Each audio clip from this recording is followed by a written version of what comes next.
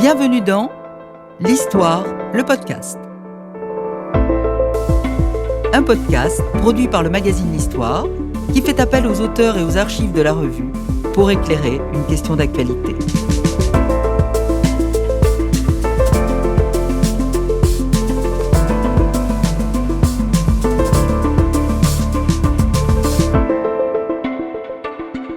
Un épisode présenté par Clément Fabre.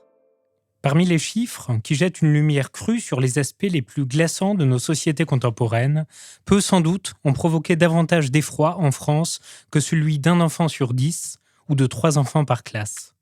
Car c'est d'inceste qu'il est question aujourd'hui, dans ce podcast d'histoire comme dans l'espace public, et il ne faut pas s'étonner de voir ainsi les historiennes et les historiens se mettre au diapason de nos angoisses. Toutes celles et ceux qui pratiquent l'histoire savent à quel point elle est perméable aux enjeux contemporains et qu'on cherche toujours dans les archives de quoi éclairer le monde dans lequel nous vivons. À l'heure donc, où s'impose dans le débat public cette face obscure de la famille qu'est le crime d'inceste, et où l'on découvre à quel point les violences sexuelles infligées aux enfants sont indissociables de l'autorité parentale, du droit de correction et de la place que nos sociétés ont accordée à l'enfance, l'histoire ne peut pas se dérober. Et l'on ne peut plus se contenter, aujourd'hui, d'évacuer l'inceste comme une histoire de tabou universel, d'alliance matrimoniale, d'union interdite entre parents. Non, il faut aborder de front la réalité du crime, de la violence, du non-consentement. Les années 2020, marquées aussi bien par la publication de la Familia Grande de Camille Kouchner que par la mise en place de la Civise, la commission indépendante sur l'inceste et les violences sexuelles faites aux enfants, ont ainsi vu se multiplier, en France, les ouvrages collectifs ou individuels qui entreprenaient de mettre au jour une histoire de la violence incestueuse dans un dialogue assumé entre enquête historienne sur le passé et engagement militant au présent. Pour en parler, je reçois aujourd'hui, dans l'Histoire le podcast, l'historien Didier Lette. Didier Lette, bonjour. Bonjour Clément. Vous êtes professeur émérite d'histoire médiévale à l'Université Paris-Cité, spécialiste depuis la thèse de doctorat que vous avez soutenue en 1995 de l'histoire de l'enfance et de la famille au Moyen-Âge. Vous avez d'ailleurs publié en 2025 un ouvrage de synthèse, Enfants au Moyen-Âge, qui rassemble certains des principaux apports de vos travaux sur la question. Et vous avez pleinement participé à cette vague d'intérêt renouvelé pour l'histoire des violences et des violences sexuelles en particulier infligées aux enfants.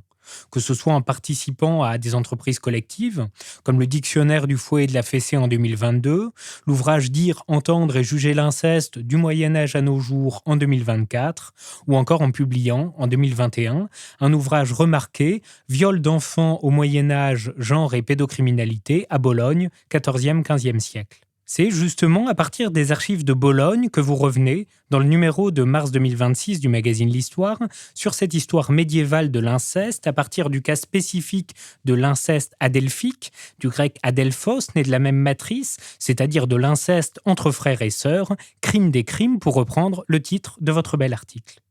Nous allons revenir sur ces archives, sur l'histoire qu'elles vous permettent de retracer, mais je voulais commencer par une question plus large sur l'intérêt, selon vous, de ce détour par l'histoire médiévale pour éclairer les débats contemporains autour du crime d'inceste. Oui, bien sûr. Alors, vous l'avez très bien dit dans l'introduction. Il me semble qu'il est rare de voir des sujets aussi brûlants dans notre actualité. On peut dire que depuis 5 ans, 6 ans, avec tous les scandales dont certains, que vous avez rappelé certains de ces scandales, je pense qu'effectivement, c'est vraiment un problème qui nous préoccupe énormément. Ça va effectivement dans le sens de des mouvements MeToo, etc., de toutes les dénonciations de toutes les violences sexuelles sur les femmes, mais aussi sur les enfants. Et c'est vrai qu'effectivement, on voit bien que ces travaux sur la pédocriminalité ou sur l'inceste ont été assez rares parmi les historiens et que c'est vraiment des choses très, très récentes. Alors, on avait quelques travaux peut-être pour le XXe siècle, le XIXe siècle, mais très peu, en tout cas pour les périodes anciennes. Et le livre dont vous avez parlé, effectivement, sur l'enquête que j'ai menée à Bologne sur le viol d'enfants, sur la pédocriminalité, c'était effectivement un ouvrage relativement nouveau, enfin on peut dire nouveau parce que le thème n'était pas du tout traité par les médiévistes qui avaient plutôt eu tendance, depuis les années 80-90, à répondre aux thèses de Philippe Ariès en essayant de montrer justement une enfance plutôt heureuse et en occultant finalement les mauvais côtés. Oui, Philippe Ariès, Nassès, donc rappelons-le, qui proposait une lecture un peu caricaturale de l'histoire de l'enfance au Moyen-Âge, d'âge d'absence de toute affection pour l'enfance. Et donc, on s'était empressé d'en prendre le contre-pied, mais au prix de cet effacement des violences subies par les enfants. Donc, effectivement, ces préoccupations contemporaines elles font naître de nouvelles questions dont on s'empare, quelle que soit la période qu'on étudie.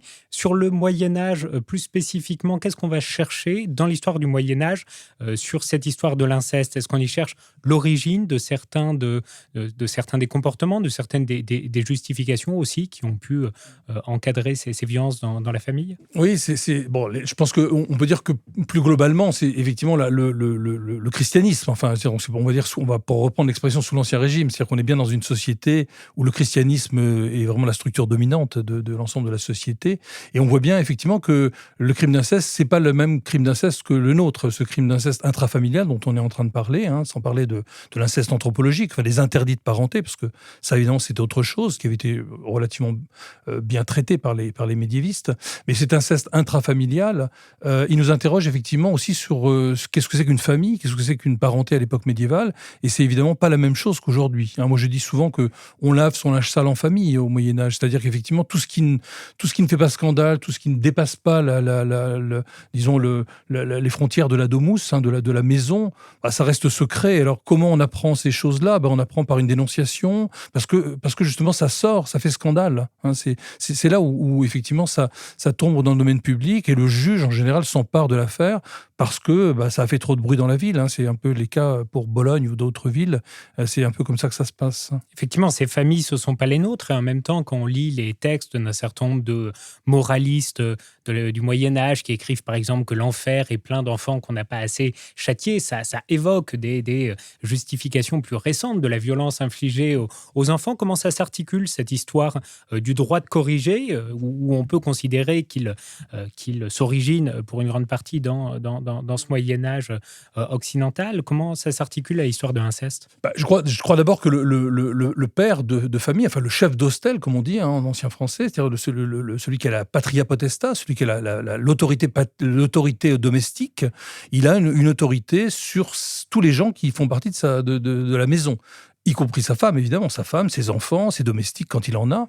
Et le ius corrigendi, par exemple, là, c'est le droit donc marital de frapper sa femme. C'est quelque chose que tout le droit et les coutumes médiévales reconnaissent. C'est-à-dire que l'homme doit corriger tous ceux qui sont sous sa coupe, et donc il a le droit de corriger sa femme.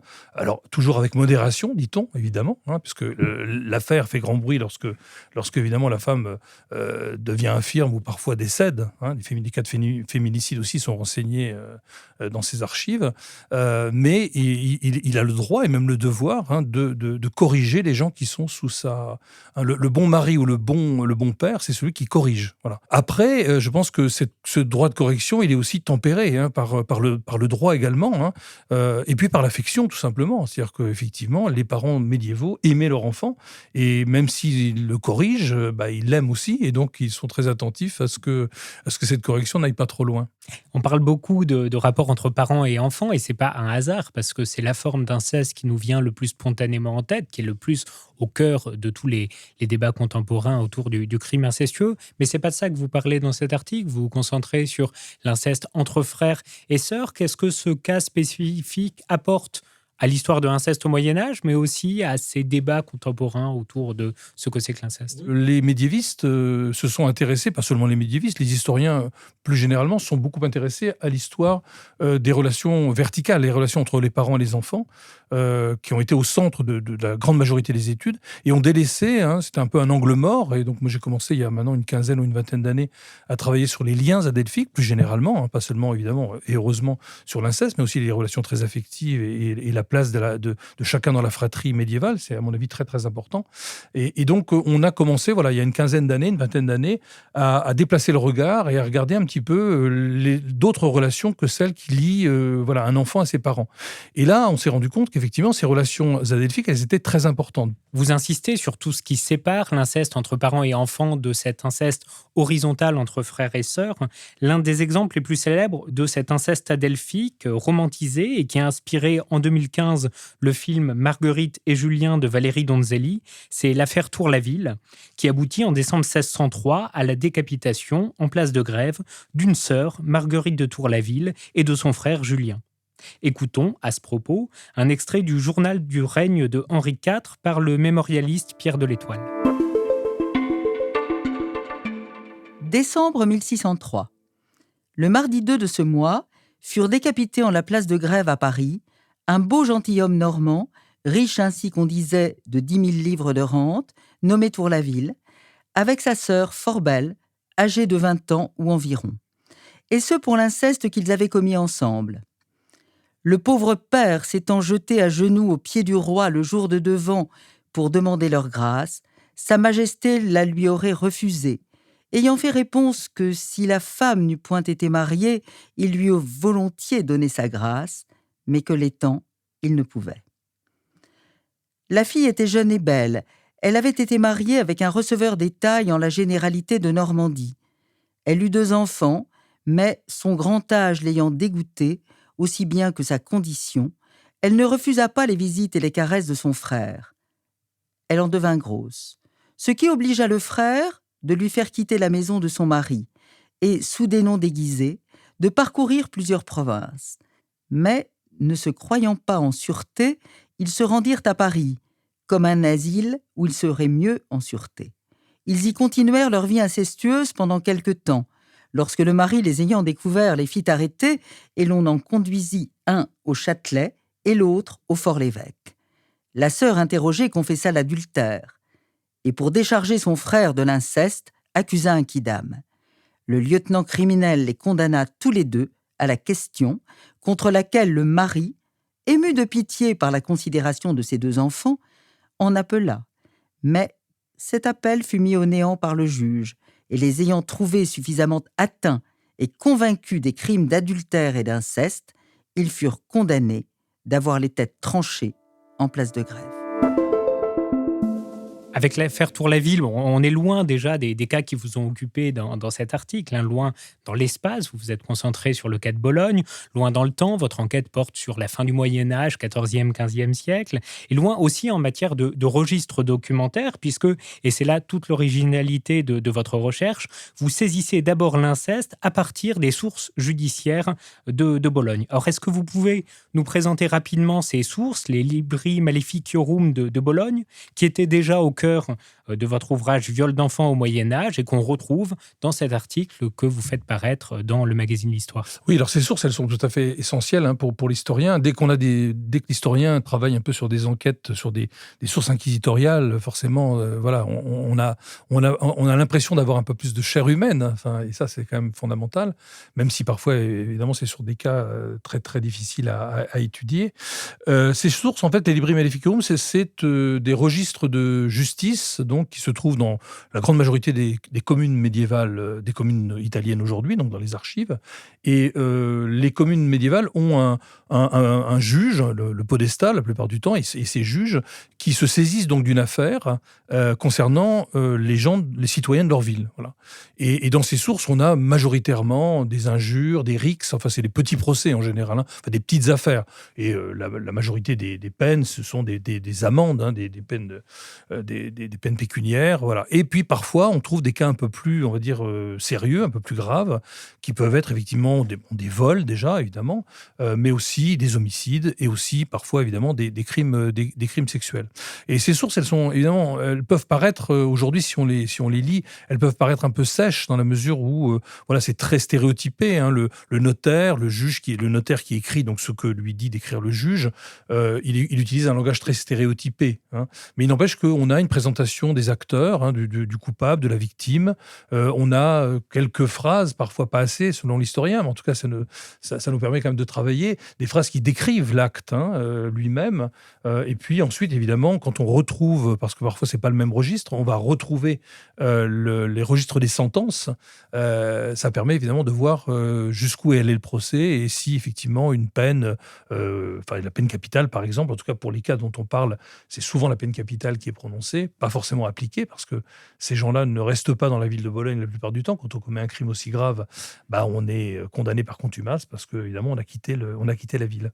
Pour entendre ce langage stéréotypé des libri maleficiorum, voici l'un de ces cas relatant le viol de 2 enfants à Bologne en 1435. Ceci est un procès inquisitoire, fait par la volonté du susdit seigneur Podesta, juge, et la cour des maléfices selon sa fonction d'autorité, à l'encontre de Salamone, français, vendeur de draps, juif, et contre Benedetto, français, alias Rossetto, juif, jadis habitant de Bologne, sodomites et violents agresseurs sexuels, hommes de mauvaises conditions, fréquentation, vie et renommée. Précédé par la renommée publique et diffusé par la clameur n'émanant pas de gens malveillants et suspects, mais plutôt d'hommes et de personnes fiables et dignes de foi, non pas de manière isolée, mais à de multiples reprises, il est venu aux oreilles et à la connaissance du susdit seigneur Podesta et de la cour que les susdits inculpés Benedetto et Salamone, excités par un esprit diabolique, n'ayant pas Dieu devant les yeux, mais plutôt l'ennemi du genre humain, l'année 1435, au mois de mai, avec traîtrise, sciemment et avec préméditation et intention de commettre et d'accomplir l'acte violent de luxure décrit ci-dessous, vinrent à la demeure d'une petite fille juive âgée de 11 ans, et malgré elle, et en dépit de sa volonté, ils la connurent charnellement et violemment, lui causant de lourds dommages et préjudices contre la forme du droit et des statuts, et contre ce qui est dû à l'honnêteté. De même, les susdits inculpés, ajoutant le mal au mal et persévérant dans leurs desseins diaboliques et pervers, la dite année, au mois de juin, oublieux de la fonction naturelle, connurent de manière bestiale, par perversion sodomite, un jeune juif dont il est préférable à présent de taire le nom, causant de lourds dommages et préjudices à ce jeune homme, et contre la forme du droit et des statuts de la commune de Bologne, et à l'encontre de la logique naturelle et de ce qui est dû à l'honnêteté. Alors, les historiennes et les historiens des violences sexuelles sont très attentifs à la diversité des mots employés en droit pour désigner ces crimes. On sait bien qu'au XIXe siècle, il y a une grande évolution, disparition de l'inceste comme crime pendant la Révolution, réapparition comme circonstance aggravante de l'atteinte à la pudeur avec le code pénal de 1810.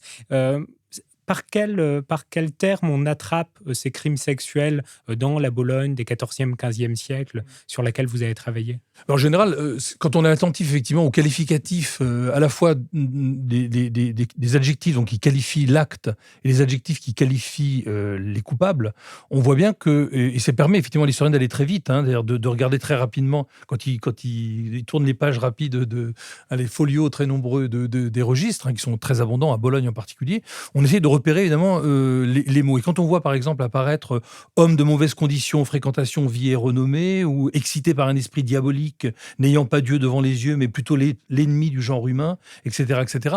Là, on se dit, bon, c'est bon, là, j'ai un gibier relativement, on va dire relativement, un cas relativement grave. Et en général, quand toutes ces phrases que je viens de prononcer, elles s'appliquent effectivement aux gens qui ont commis un crime très grave. Ça peut être l'homicide, mais c'est très souvent des crimes sexuels.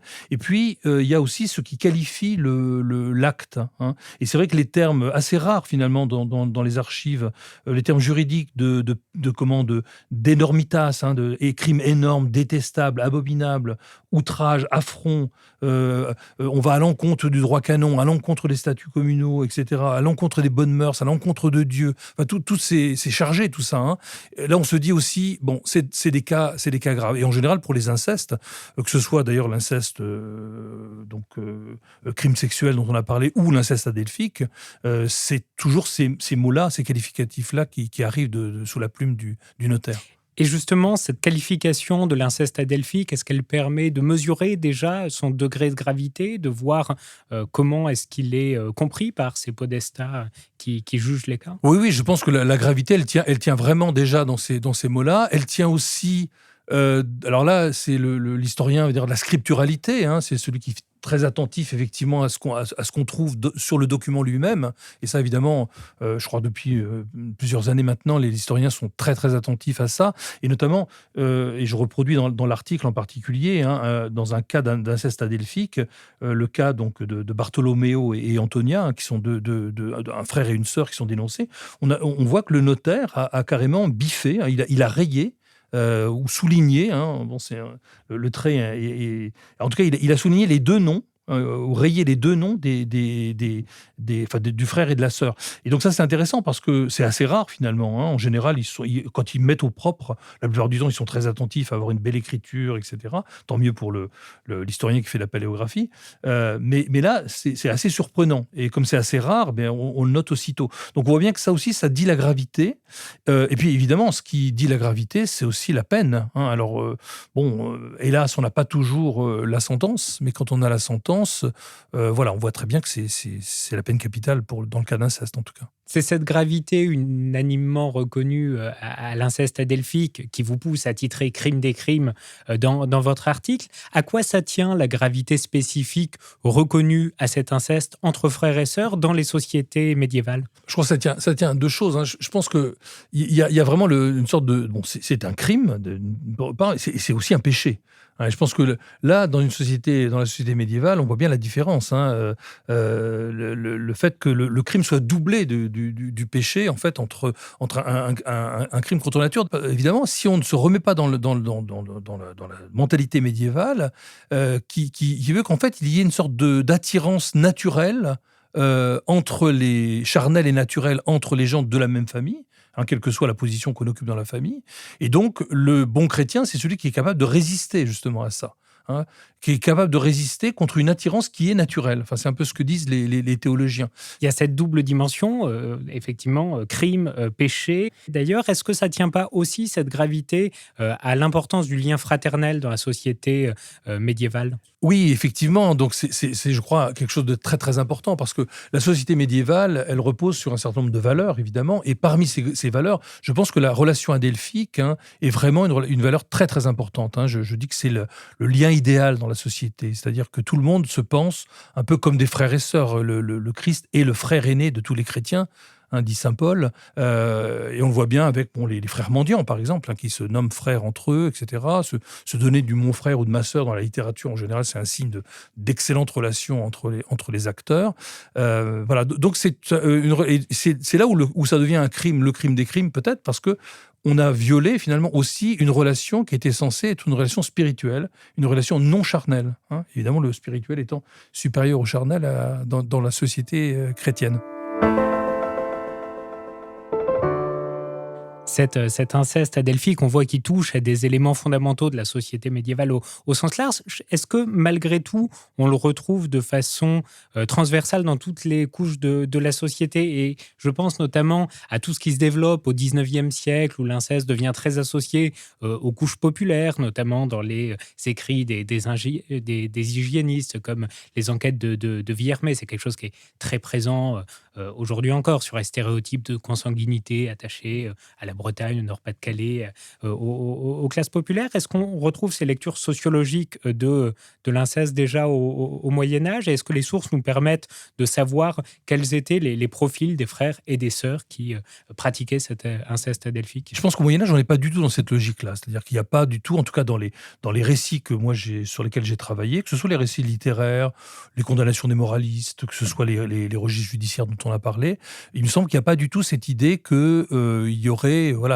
des couches populaires qui seraient plus incestueuses que les autres. Ça n'existe pas. La plupart du temps, les cas qu'on trouve, hein, les peu de cas qu'on trouve, ils sont, oui, quand on a la chance d'avoir une mention qui nous permette, hein, de savoir qui étaient ses frères et sœurs adelphiques, hein, enfin c'est ce qui ont commis l'inceste adelphique, eh bien on a des artisans, on peut avoir des petits notables, on a des gens du peuple, voilà. Mais en tout cas, il y a pas ce regard, on va dire, ostracisant, on va dire, d'une classe sur une autre classe. Mais vous citez malgré tout, par exemple, les prescriptions de l'évêque de Saint-Brieuc au XVe siècle, je crois, qui s'émeut de ces familles où l'on dort à plusieurs dans le même lit et essaye de fixer l'âge limite auquel c'est tolérable de dormir dans le même lit. Ces craintes, est-ce qu'elles touchent indifféremment toutes les classes de la société ou est-ce que malgré tout, les familles plus humbles où fatalement les membres de la famille se retrouvent à dormir plus nombreux dans les mêmes lits n'attirent pas une méfiance spécifique? Oui, alors est-ce que c'est nous, historiens, qui voyons ça comme ça? Je ne suis pas sûr que l'évêque de Saint-Brieuc, donc dans une prescription en 1496, lorsqu'il recommande, il défend aux frères et sœurs, il dit aux parents, ne couchez pas au-delà de 7 ans, ne faites plus coucher vos enfants ensemble, etc. Parce qu'on ne sait jamais. Voilà. Donc on sent bien qu'il vise l'inceste adelphique, c'est très clair, mais il ne désigne pas je dirais, une classe sociale particulière, un groupe social particulier. Il dit ça pour l'ensemble de ses ouailles, d'une certaine manière, l'ensemble des gens qui font partie de son évêché. Donc je ne crois pas qu'il stigmatise, en tout cas, il ne stigmatise pas une classe sociale plus qu'une autre. En revanche, ce qui est intéressant dans ce texte, évidemment, c'est le 7 ans, l'âge de raison, comme si finalement, avant l'âge de raison, l'aetas discretionis, avant l'âge de raison, finalement, on n'était pas encore ouvert à la sexualité, d'une certaine manière, et à partir de l'âge de raison, ces enfants commencent à avoir des pulsions, on va dire, sexuelles, pour reprendre des expressions très modernes, et éventuellement, le risque, c'est ça. Alors, bien sûr, on sait plus ou moins qu'il y a plus de risques qu'un frère et une sœur aient la même couche ensemble dans les milieux populaires qui n'ont pas l'espace dont peuvent bénéficier sans doute les aristocrates. C'est la seule chose sur laquelle on peut faire une petite différence sociale. Mais je ne suis pas sûr que dans la bouche de l'évêque de Saint-Brieuc, il y ait un groupe social de visée en particulier. Promulgué par l'évêque de Saint-Brieuc, 1496. Nous défendons aux frères et aux sœurs ou autres parents de sexe différent de coucher ensemble après l'âge de 7 ans. Cet usage, qui donne lieu à une infinité d'horribles péchés, comme nous l'ont rapporté plusieurs confesseurs, est donc prohibé sous peine d'excommunication et d'une amende de 10 livres de monnaie. Pour conclure peut-être sur ces enjeux contemporains qui nous occupaient tout à l'heure, un certain nombre de militants, de militantes aujourd'hui font valoir qu'il y a sans doute une euphémisation excessive de l'inceste entre frères et sœurs dans un certain nombre de représentations d'imaginaire littéraire, cinématographique, pornographique aussi, qui gomment toute violence, toute question de consentement ou non, alors que dans les faits, ça se pose tout autant que dans l'inceste entre parents et enfants. Est-ce que c'est des questionnements avec lesquels vous avez abordé ces sources médiévales pour vous demander si derrière les descriptions qui en aient été faites, aussi bien dans les sources littéraires que judiciaires, avaient pu s'opposer ou non ces questions de violence, de consentement? Oui, je crois que c'est, à mon avis, une question essentielle qui est posée là, parce que nous, je pense, en tant que historien du XXIe siècle, on se pose forcément la question, quand on travaille sur ces sources, on se demande est-ce que la sœur était consentante ou pas. Pour les médiévaux, dans les procès en tout cas, ça semble pas du tout une question. C'est-à-dire qu'en fait, le plus important là-dedans, c'est un frère et une sœur qui ont couché ensemble, ils ont commis un inceste, et cet inceste, il est condamnable, et c'est un crime très très grave. Que la femme, donc la sœur, était consentante ou pas, ça n'a pas beaucoup d'importance en fait. Merci Didier Lett. Merci à vous. Merci d'avoir écouté l'Histoire, le podcast. Retrouvez l'article de Didier Lett et beaucoup d'autres encore dans le numéro de mars 2026 du magazine L'Histoire, ainsi que sur le site internet l'histoire.fr, avec l'ensemble des archives de la revue depuis sa fondation en 1978. Cet épisode a été préparé par Clément Fabre, avec l'aide d'Anaïs Fléché, de Valérie Hanin et d'Ariane Mathieu. À la lecture, Valérie Hanin. Au son, à la musique et au montage, Lucas Filippo. Rendez-vous le mois prochain pour un nouvel épisode.